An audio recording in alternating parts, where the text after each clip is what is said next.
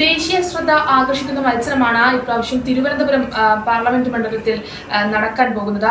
ഈ LDFന്റെ സ്ഥാനാർത്ഥിയായി തിരുവനന്തപുരത്ത് മത്സരിക്കുന്ന പന്ന്യൻ രവീന്ദ്രൻ ഇപ്പോൾ കൈരളി ന്യൂസിനൊപ്പം ചേരുകയാണ്. എന്തൊക്കെയാണ് തെരഞ്ഞെടുപ്പ് പ്രതീക്ഷ? തെരഞ്ഞെടുപ്പിൽ നമുക്ക് വലിയ പ്രതീക്ഷയാണ്.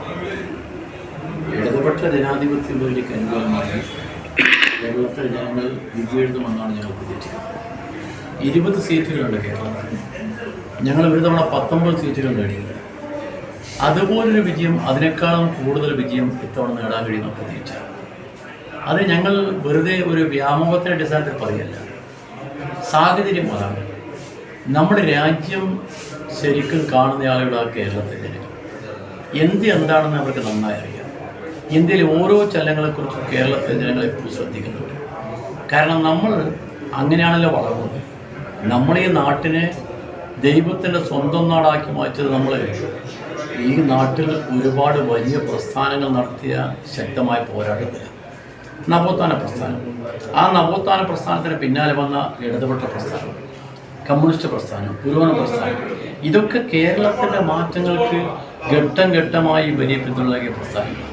ആ പിന്തുണ നൽകിയ പ്രസ്ഥാനങ്ങൾ വളർത്തുന്ന ഈ കേരളം, ആ കേരളമാണ് ഇന്ത്യയിൽ വേറിട്ട് നൽകുന്ന സംസ്ഥാനം.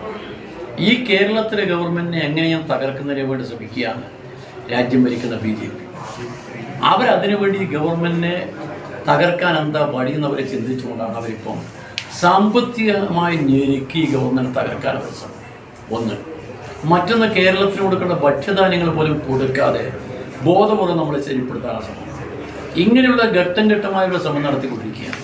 ആ ശ്രമത്തിനെല്ലാം നേരിട്ടുകൊണ്ട് കേരളത്തിലെ ഇടതുപക്ഷ മുന്നണി മുന്നോട്ട് പോകുന്നു. കാരണം രാജ്യത്തിനൊരു ബദൽ ഈ ഇടതുപക്ഷ മുന്നണിയുള്ളൂ.